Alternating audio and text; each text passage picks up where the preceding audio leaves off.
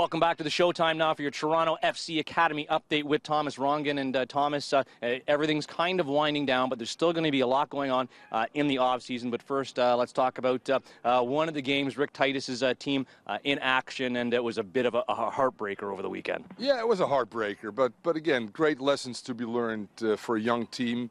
As you know, Lee, all of our teams are playing one year up, so it's always a tough contest. And for Rick Titus to win the West and then play the winner of the East, which was Brampton, and to lose in penalties is always tough. But I told the kids afterwards, what a great year for you guys to compete for a first place.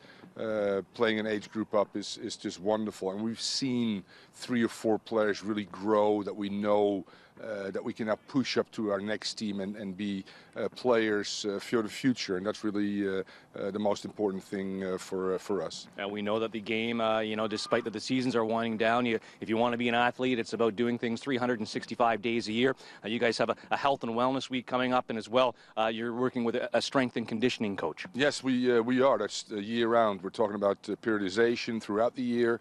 We're talking about in-season programs, and now when the season is winding down, off-season programs as well. That's very important, and Richard will go a little bit more in detail because we do that individually orientated, depending on position and depending on screening where we feel certain players lack maybe strength in certain areas of their body. So Richard Bertucelli, our strength and conditioning coach, which I will introduce and will come up shortly, we'll talk about something that's very important for the elite athlete and something that TFC takes very, very seriously. All right, and as well, don't forget to still go online to be able to sign up for Toronto FC's open tryout. All the information about the dates and everything is on torontofc.ca. Thomas Rongen with your Toronto FC Academy update.